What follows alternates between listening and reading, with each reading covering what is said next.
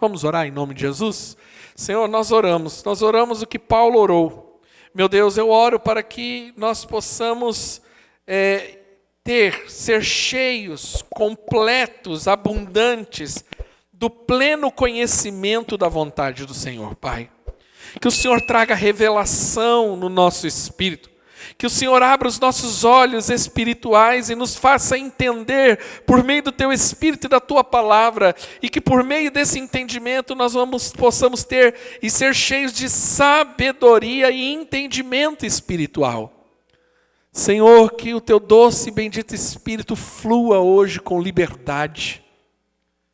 O Espírito de revelação venha sobre a igreja nesses dias que nós estamos estudando o livro de Colossenses. E que esse entendimento gere transformação, avivamento, despertamento espiritual. Que os nossos corações, meu Deus, comecem a queimar com a exposição das Escrituras.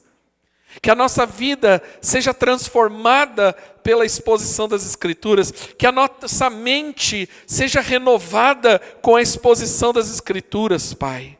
Em nome de Jesus, e que possamos cada dia mais crescer e sermos cheios desse pleno conhecimento da Sua vontade. Em nome de Jesus. Amém. Na mensagem anterior, nós aprendemos o poder da oração.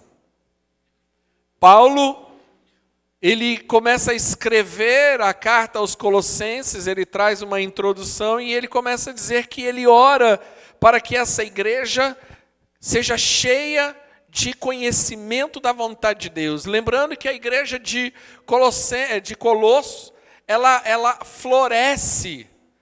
Uma igreja agora que está florescendo, que está prosperando, que está crescendo, está se multiplicando, está frutificando, é a expressão que Paulo diz, mas ela cresce, ela frutifica em meio a um ambiente hostil ao Evangelho. Havia muitos ensinos errados, havia um ambiente idólatra, totalmente hostil ao Evangelho, mas mesmo assim, aquela igreja, diante de tudo isso, cresceu, floresceu. E não há dúvida que um dos motivos do florescimento dessa igreja é que havia oração, e nós entendemos o poder dessa oração. A oração é aquilo que nos faz relacionar com Deus. A oração, ela não é um monólogo, é uma relação direta com o Senhor, de falar, mas também de ter percepção para ouvir. A oração tem poder de transformar pessoas, ambientes, circunstâncias. A oração tem poder de transformar os corações mais duros. E não há dúvida que essa igreja, o fruto dessa igreja é resultado da oração de Paulo. Muitas vezes nós limitamos o agir de Deus porque achamos que o lugar é difícil, a situação é difícil, mas nós não entendemos que há poder na oração. Pela oração, muralhas caem, como nós vimos em Jericó. Pela oração, exércitos muito mais potentes e poderosos caem de joelhos.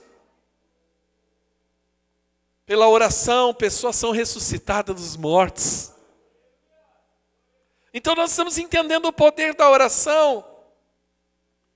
E Paulo aqui no capítulo 1, no versículo 9, vamos ler de novo até o versículo 14. Diz assim: por essa razão, desde o dia em que ouvimos, não deixamos de orar por vocês e de pedir que sejam cheios do pleno conhecimento da vontade de Deus, com toda sabedoria e entendimento espiritual. E isso para que vocês vivam de maneira digna do Senhor, e em tudo possam agradá-lo, frutificando em toda boa obra, crescendo no conhecimento de Deus. E o versículo 11 diz assim: sendo fortalecidos com todo o poder, de acordo com a força da sua glória, para que tenham. Então Paulo está dizendo, olha, eu oro para que vocês sejam cheios do conhecimento de Deus. E com esse conhecimento de Deus agora, vocês vão pelo poder de Deus agora. Esse poder que flui em nós, com o conhecimento de Deus, o resultado disso, o propósito disso, está expresso ali no versículo 11. sendo fortalecidos com todo o poder de acordo com a força da sua glória, para que tenham toda perseverança. Repita comigo, perseverança. Depois diz paciência, mas eu quero usar uma outra expressão, outra palavra usada chamada longanimidade. Diga longanimidade. Com alegria, repita comigo, com alegria. No versículo 12 diz assim, dando graças ao Pai. Diga graças ao Pai. São esses 4 pontos hoje. Que nos tornou dignos de participar da herança dos santos do reino da sua luz.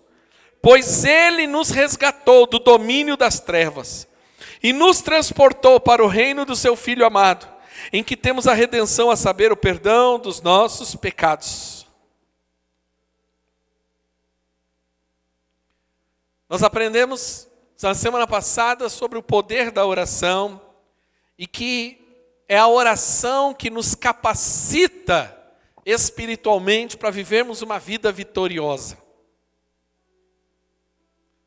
E Paulo, ele nos ensina aqui que é por meio da oração que nós somos capacitados por Deus para enfrentarmos os grandes desafios da vida cristã. A vida por si só é um grande desafio. A vida cristã, ela nos leva a um outro nível de desafio. Porque nós andamos na contramão desse mundo, na contramão do sistema. Então, viver uma vida cristã que glorifique o nome do Senhor, que exalte o nome do Senhor, que frutifique, é um grande desafio. E aí Paulo fala, olha, eu oro para que vocês sejam cheios do conhecimento de Deus, e pelo poder de Deus, ele usa 4 palavras. A primeira, ele fala que vocês tenham toda a perseverança. A primeira coisa que nós precisamos aprender hoje aqui, é que, sobre o propósito da oração, é que nós, por meio da oração, nós aprendemos a lidar com circunstâncias difíceis. Essa palavra perseverança no grego, ela é upomônio, que significa suportar circunstâncias difíceis. Paulo está dizendo, olha, eu oro para que vocês sejam cheios do conhecimento de Deus e com o poder de Deus, vocês perseverem. E o que é perseverança? A perseverança é a paciência em ação.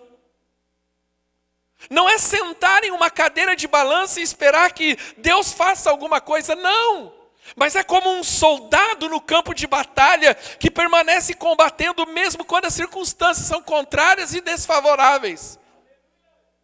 Há momentos na vida que nós precisamos ser cheios dessa perseverança, porque é ela que nos mantém firmes, mesmo que as circunstâncias ao redor sejam contrárias e adversas, mas é essa perseverança que todo homem e toda mulher precisa ter.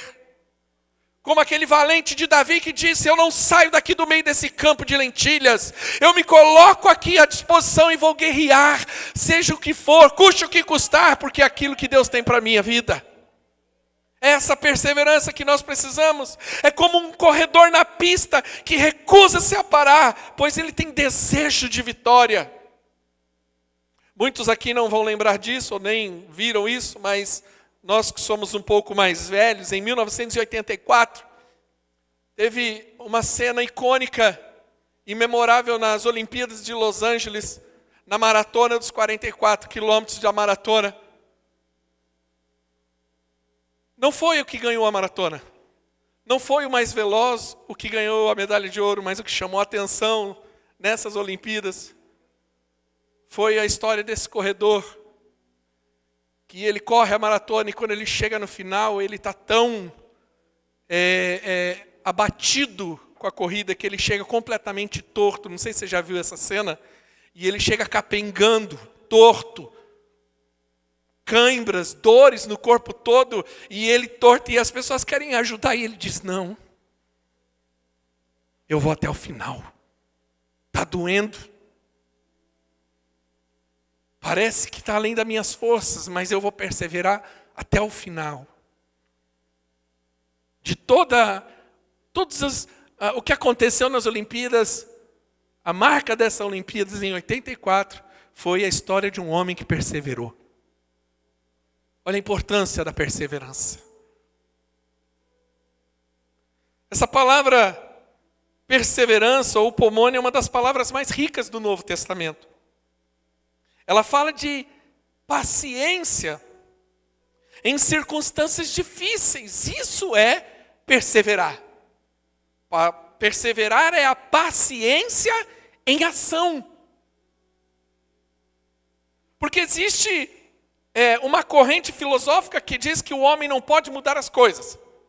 Existe um determinismo cego e implacável que diz que o segredo da felicidade é submeter-se a esse destino sem reclamar. É mais ou menos a ideia do karma. Aceita que dói menos, as coisas não mudam e fica quieto. Mas nós, cristãos, não pensamos assim. Nós não cremos em um destino cego. Nós não cremos em um determinismo, ou seja, está determinado e nada pode mudar. Não, nós cremos que circunstâncias podem mudar, que realidades podem mudar. E por isso que nós somos um povo que ora, porque nós temos um Deus que age no sobrenatural. Nós cremos que Deus é soberano e governa sobre todas as coisas. E quando passa situações difíceis, não lamenta, não murmura, mas triunfantemente Ele suporta as adversidades. Sabendo que Deus está no controle de todas as coisas e realiza todas as coisas para o seu bem.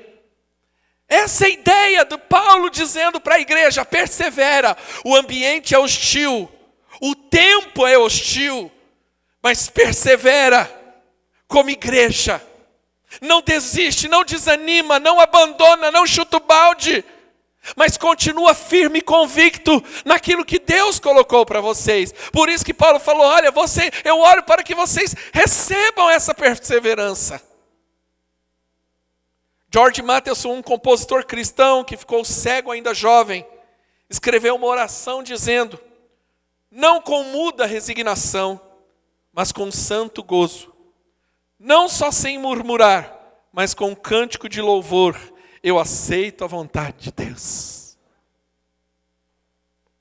William Barclay esclarece que a palavra perseverança, e eu não vou ficar falando do grego toda hora, então eu vou usar a palavra mesmo, é suportar as coisas, mas também é a habilidade de transformar essa situação adversa em triunfo.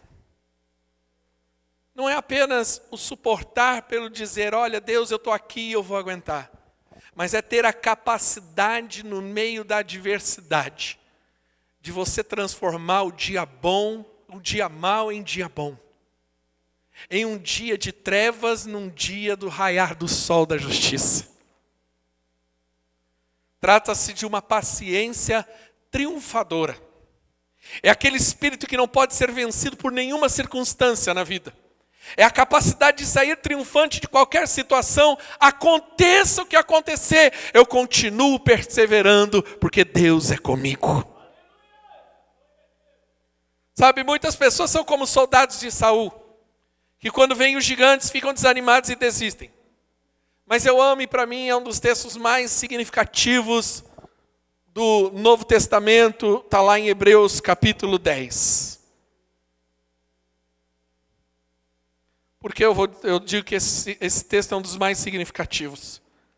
Porque na minha vida cristã de 26 anos servindo ao Senhor, 21 anos pastoreando,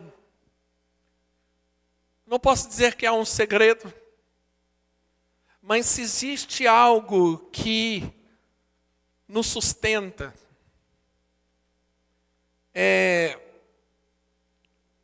não é o nosso currículo, não é a conta bancária, não é as nossas capacidades naturais, a minha eloquência, o meu conhecimento.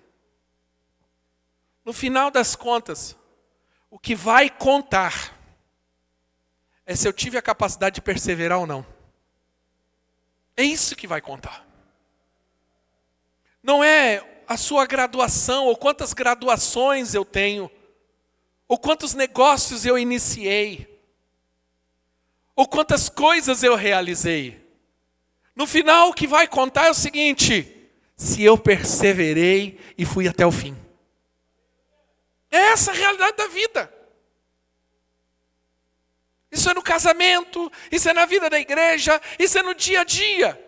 O que define não é se a festa de casamento foi glamurosa, não. Se a casa que o casal mora é glamurosa, não. Se a conta bancária do casal é glamurosa, não. O que define é a perseverança do casal. A perseverança daqueles que estão envolvidos no projeto, seja igreja, seja trabalho, seja qual for o casamento. É se você consegue perseverar. Se você consegue entender que no meio das circunstâncias você fala, eu vou continuar, eu não vou desistir, porque a vontade nós temos, o desejo de desistir nós temos. E a maior luta que nós vamos travar praticamente diariamente no nosso coração, não é diretamente com o pecado, no que diz respeito àqueles pecados mais cabeludos, mas a nossa grande luta como homem e mulher de Deus, a gente luta contra a vontade de parar. É o tempo todo.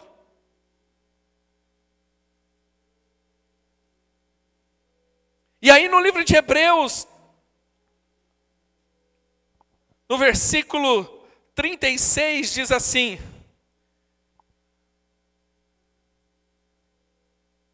vocês precisam perseverar. Está aí a palavra de novo. Vocês precisam perseverar.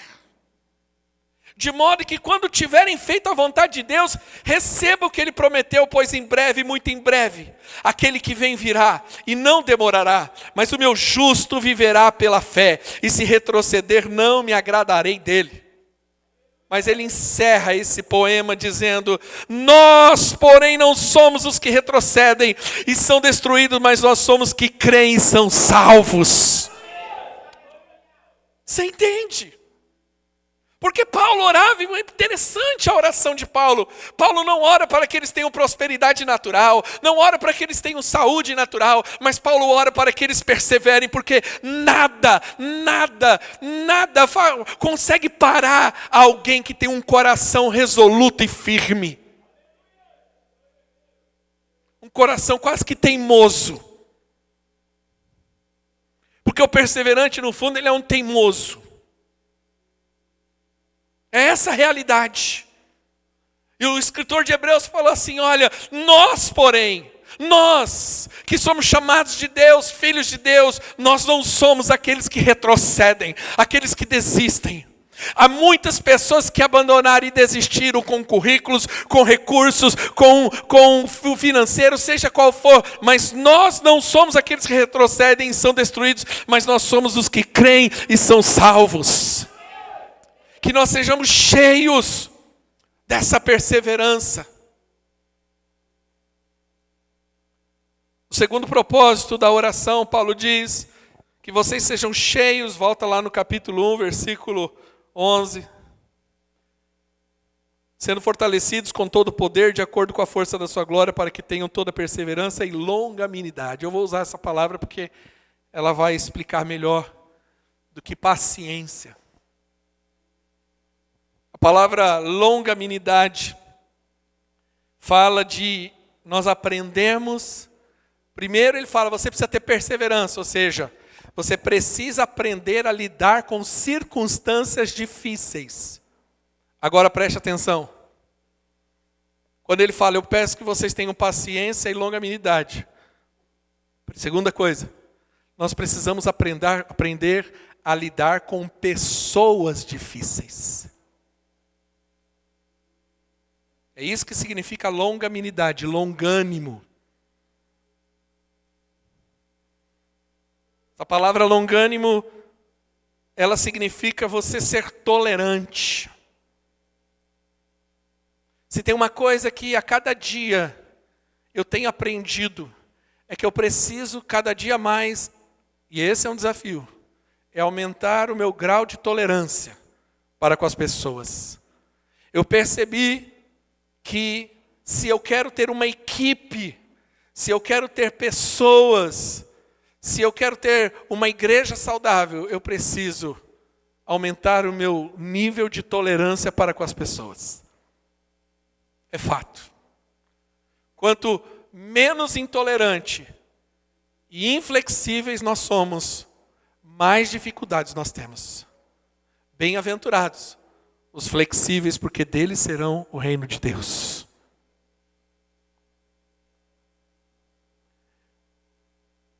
Não é somente ter tolerância. Longanimidade não é apenas ser uma pessoa tolerante, mas é ser uma pessoa constante.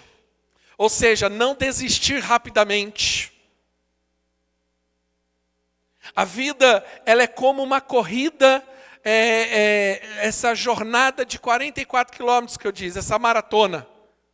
Não é aquela corrida onde todo mundo lá na São Silvestre, quando dá largada e todo mundo sai correndo, que nem um louco, vestido de Chapolin, de Batman, e sai correndo ali, menos de 1 quilômetro e já estão tudo já de boca aberta, de língua de fora, não. Mas a vida cristã é como essa corrida com aqueles quenianos, que eles mantêm um ritmo constante. Não corre muito rápido, mas também não é muito devagar. E tem hora que eles dosam um pouquinho, tem hora que você acelera, tem hora que você desacelera. Mas a questão não é ir rápido ou devagar. A questão é ser constante. O que nós precisamos é dessa longanimidade. Porque infelizmente muitos são ótimos para começar, mas péssimos para continuar. Se nós queremos viver uma vida frutífera e bem-aventurada, nós precisamos nos tornar longânimos. Essa palavra longânimo também significa ter lentidão para punir pecados. Você já viu como nós somos rápidos? Nós falamos muito de injustiça. Se é um povo hipócrita também, somos nós às vezes. Porque nós falamos muito de injustiça. Hoje a palavra injustiça está em alta, é o hype. Mas é interessante que quando está nas nossas mãos, às vezes nós somos injustos também, porque nós somos rápidos em condenar. Não serve, não presta, não pode andar comigo, não pode errar. Comigo a régua é alta.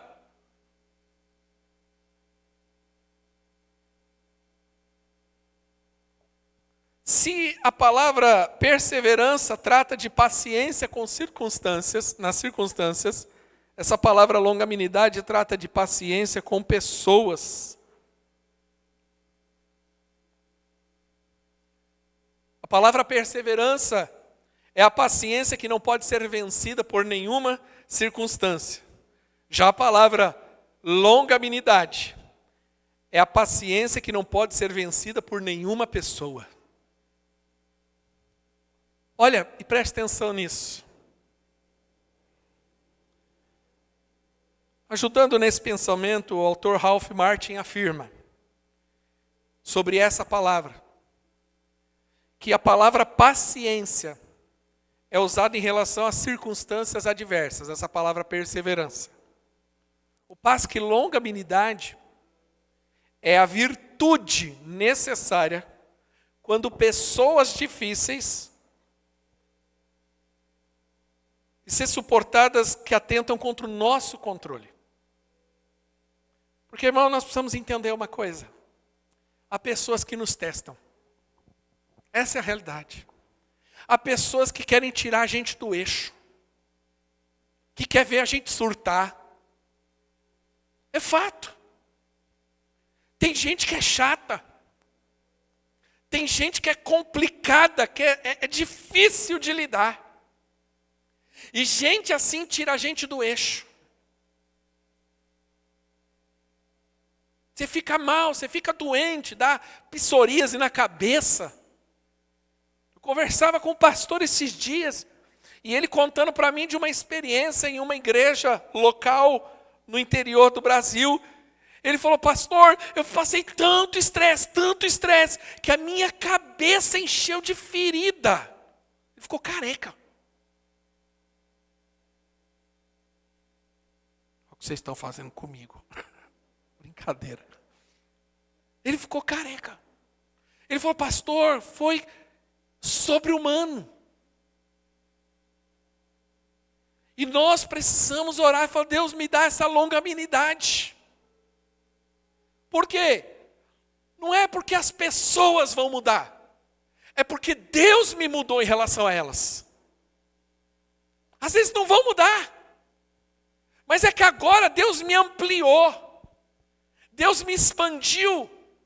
E agora ela pode fazer o que for, mas ela não me tira do eixo. Por quê? Porque há longanimidade no meu coração. Longanimidade é a capacidade de perdoar em vez de revidar. É a atitude de abençoar em vez de amaldiçoar. É a decisão de acolher em vez de escorraçar. É pagar o mal com bem. É orar pelos seus inimigos e abençoar aqueles que te perseguem. Mas olha que interessante, Paulo diz, olha, eu oro para que vocês sejam cheios do conhecimento de Deus e com o poder de Deus, vocês recebam perseverança. Que vocês recebam longanimidade. Mas ele diz, no texto, ele fala assim, perseverança e longanimidade com alegria. Diga, com alegria. Terceira coisa que eu aprendo hoje. Eu preciso aprender a cantar nas noites escuras. Porque se é uma realidade da nossa vida que nós temos as noites escuras da alma. É aquele tempo em que parece que a gente não vê nada, as coisas não mudam, e você não vê saída, você não vê solução, porque às vezes os problemas são grandes, as adversidades são grandes, as pessoas são problemáticas, e a questão é como que você fica diante disso. Não é apenas perseverar, não é apenas ser cheio de longanimidade, mas é perseverar e ser longânimo com alegria. Por quê? Porque muitas pessoas podem até suportar circunstâncias adversas e lidar com pessoas difíceis, mas perdem a alegria no meio de um mar revolto. O grande desafio do nosso coração não é passar pelas circunstâncias, não é lidar com pessoas difíceis, é sair bem. Porque infelizmente muitos acabam até passando, até lidando, mas ficam amargos, azedos, incrédulos. Por isso que Paulo diz, olha, vocês precisam perseverar. Mas você tem que terminar com alegria. É a maneira de lidar com situações adversas e pessoas difíceis, não é travando uma luta triste, mas agindo com atitude radiante e luminosa. É a alegria cristã, ela está presente em todas as circunstâncias na vida de uma pessoa. É o meu grande desafio como pastor. Não é fazer o meu trabalho pastoral. Não é atender, não é pregar, não é discipular, não é administrar, mas é estar feliz com isso. E se uma coisa que eu tive que aprender nesses anos é me alegrar com as coisas. Então eu me alegro, mas eu me alegro quando a gente tem conferência, eu me alegro quando a gente tem culto, eu me alegro no discipulado, mas eu me alegro também quando eu estou atendendo um casal que está quebrando o pau na minha frente. Eu me divirto com isso. Eu aprendi a me divertir. Até porque o problema é deles, não é meu. Eles estão brigando, sou eu, graças a Deus. Mas eu tive que aprender a desenvolver isso.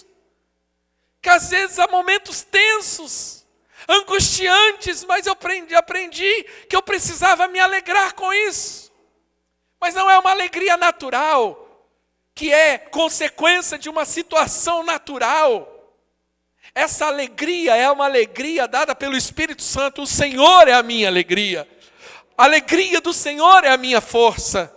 Não é uma alegria que eu coloco uma expectativa em algo. Ah, se eu estiver em tal lugar eu vou ser alegre. Se eu estiver com tal pessoa eu vou ser alegre. Se eu tiver tal conta bancária eu vou ser alegre. Não, é uma alegria que vem de Deus.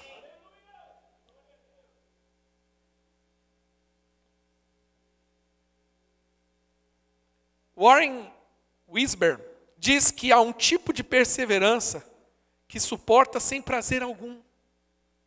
Esse é o perigo. Às vezes a gente está lá perseverando, lutando, mas a gente vai ficando mal, amargo, azedo. A vida começa a ficar cinza. Você já não sabe o que é se alegrar, você não sabe mais o que é contemplar. Você perde a capacidade de ver beleza nas coisas. Há coisas que você perde a capacidade de ver beleza. Porque às vezes é tão difícil, é tanta luta. E essa deve ser a nossa luta. Não nos permitir. Por isso que Provérbios 4:23 deve ser nosso hino. Sobre tudo que deve guardar, guarda o coração, porque dele procedem as saídas da vida. Esse deve ser o nosso versículo de todos os dias. Eu não vou me permitir. A situação está difícil, as pessoas são complicadas, mas eu não vou me permitir que elas mudem aquilo que eu sou. Que elas alterem o meu DNA espiritual.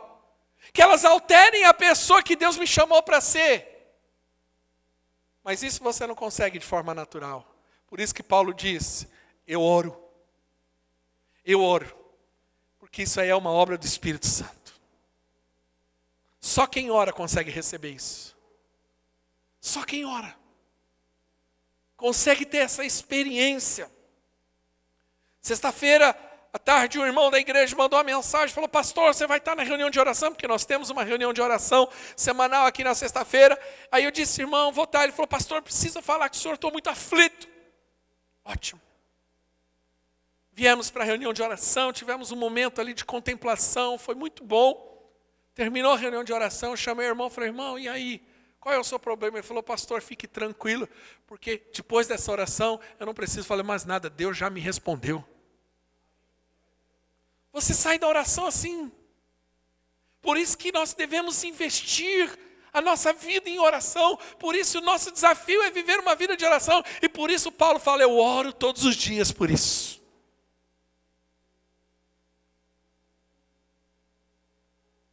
Paulo ora pedindo que os cristãos de Colossos tenham perseverança e longanimidade com alegria. O cristão em Cristo passa por o deserto cantando. Ele atravessa esse vale de lágrimas exultando a Deus. Ele canta na prisão como Paulo e Silas cantaram em Filipos.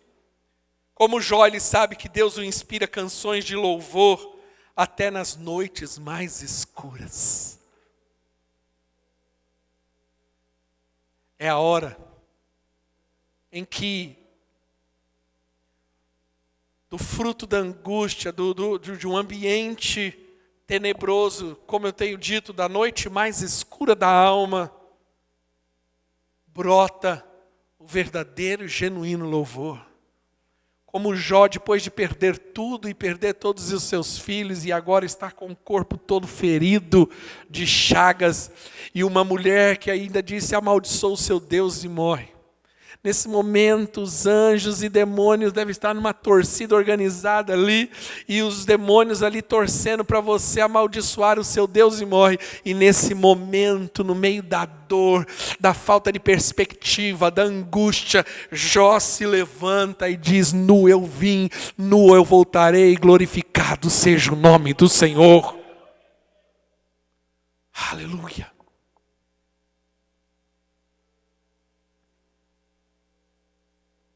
É importante ressaltar que essa alegria ela é ultra circunstancial. Não é um sentimento natural, comum. Mas isso é uma obra do Espírito Santo em nós. E tudo que Deus, o Espírito Santo precisar fazer em nós é por meio da oração. Você já percebeu isso?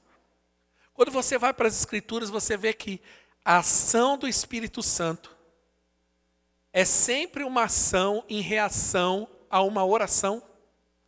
Atos capítulo 2 não fala isso? Estavam todos orando quando de repente foram cheios do Espírito Santo. Paulo diz para Timóteo: olha, você recebeu os dons, mas você recebeu os dons depois que eu impus as mãos e orei por vocês. A ação do Espírito Santo sempre será também uma reação às nossas orações.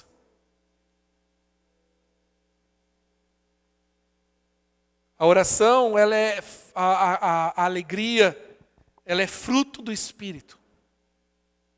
E a oração cristã que nós devemos realizar seria, ou deve ser: faça-me, Senhor, vitorioso sobre todas as circunstâncias. Faça-me paciente com cada pessoa e dai-me um gozo qual nenhuma circunstância e pessoa possa privar-me. Paulo ora para que aquele povo tenha um coração perseverante, um coração longânimo, mas que faça isso com alegria. Mas é interessante que no versículo 12, ele continua dizendo, dando graças ao Pai. Vamos ler ali junto no versículo 12. Dando graças ao Pai,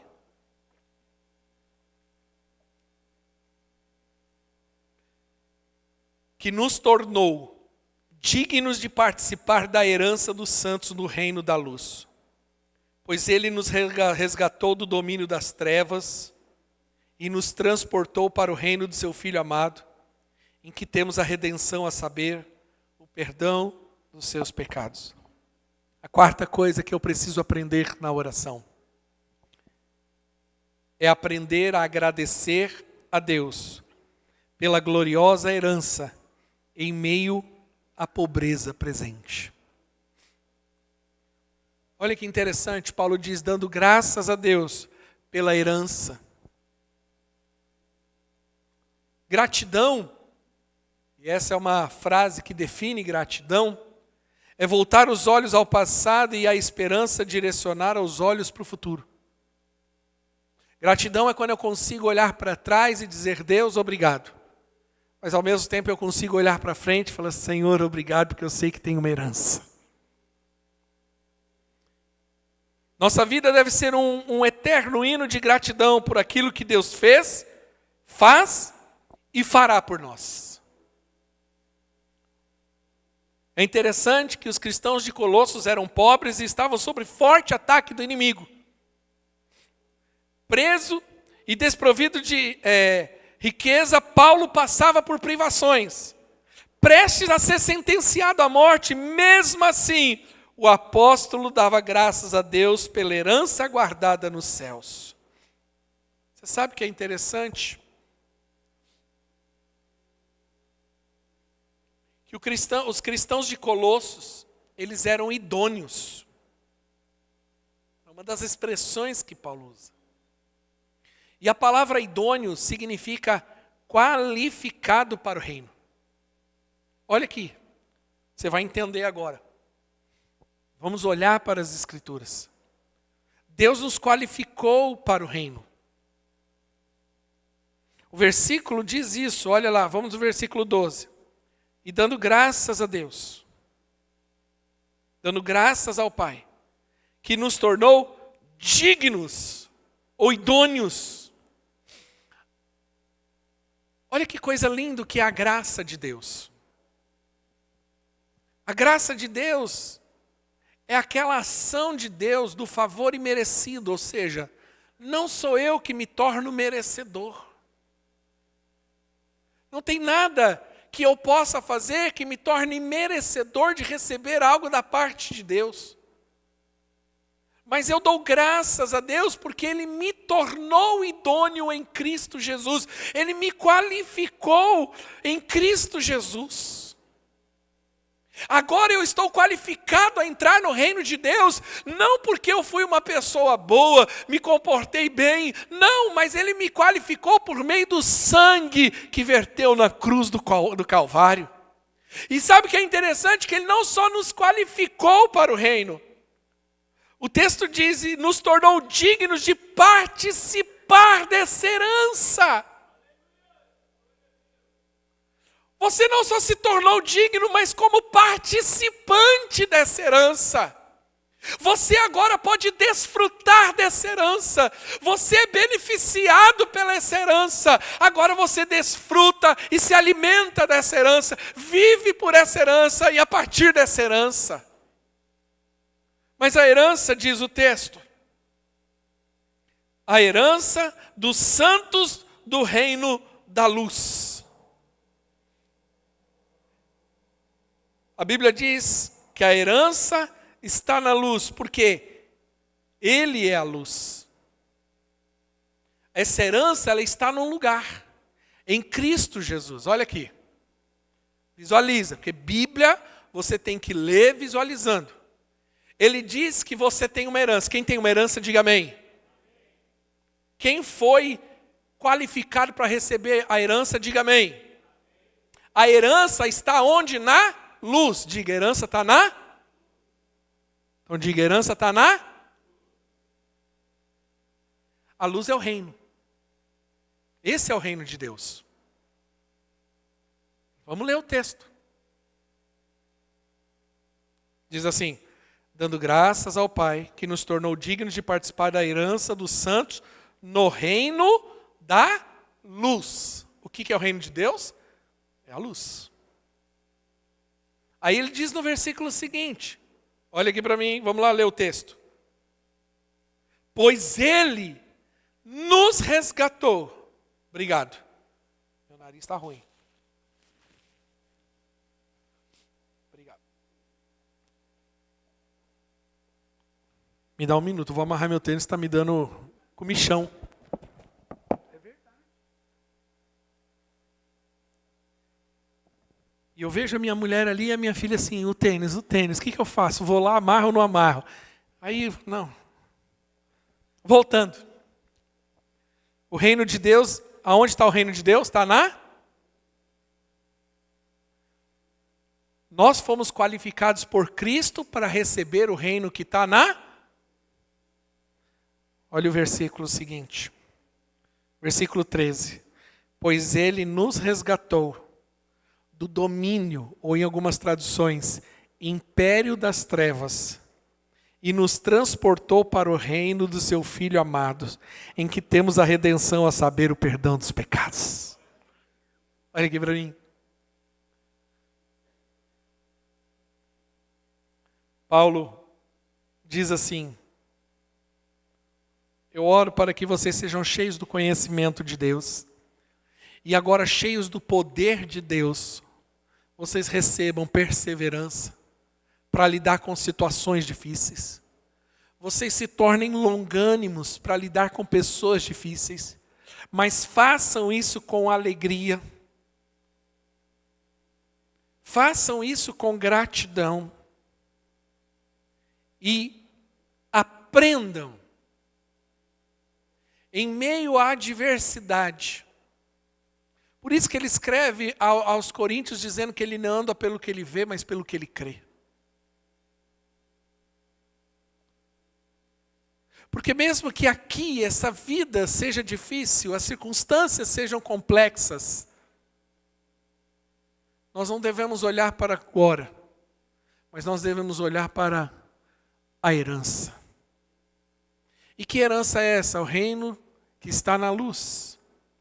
Aí Deus nos torna idôneo. Como que eu posso participar desse reino? Só tem um jeito, eu tenho que ser qualificado. Eu não posso. Jesus morre na cruz do Calvário. Seu sangue é vertido. Ele ressuscita. E agora, por meio dessa obra de redenção, ele me torna idôneo para participar do reino dele. Mas ele agora não só me torna idôneo, porque mesmo idôneo, eu continuo nas trevas. Eu continuo ainda aprisionado ao lamaçal do pecado. E qual é a nossa herança? Deus vem e nos tira do império das trevas. Não fui eu que escalei esse poço profundo. Não fui eu que me tornei qualificado para sair desse poço profundo. Não, porque eu não consigo. Mas Deus vem e nos transporta e nos arranca do império das trevas. E a Bíblia diz que Ele nos transporta e coloca no reino da sua luz. E agora, por causa de Jesus, a banda pode subir, por favor. Nós temos a redenção em seu nome. Porque a igreja de Colossos era uma igreja que frutificava em meio à adversidade. Não eram porque as circunstâncias eram favoráveis. Às vezes você tem achado que as circunstâncias precisam ser favoráveis para que a bênção de Deus se manifeste. Deixa eu te dizer, não era essa a realidade da igreja de Colossos. As circunstâncias não eram favoráveis, mas a igreja floresceu. Obrigado. A igreja frutificou. A igreja entendeu. Porque havia nessa igreja um espírito para perseverar, para lidar com as dificuldades e adversidades. Havia um coração longânimo para perseverar com pessoas difíceis. Mas eles faziam isso com muita alegria no coração, mesmo que às vezes não tivesse os bens materiais que eles queriam ou as circunstâncias favoráveis que eles desejariam. E essa igreja estava olhando não para o tempo presente, não para a realidade presente, mas o coração e os olhos dessa igreja, eles estavam olhando para a herança, porque eles entenderam que por meio do sangue de Jesus, nós nos tornamos qualificados para receber essa herança. Eu quero orar com você nessa noite. Fique de pé.